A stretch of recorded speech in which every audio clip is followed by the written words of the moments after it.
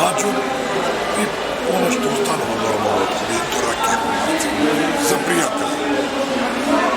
Маџунот е производство супер традиционално, ја рекам. Затоа што и прабаба ми го правила и баба ми и мајка.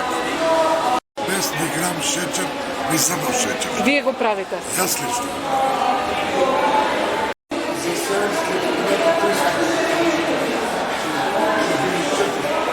За 700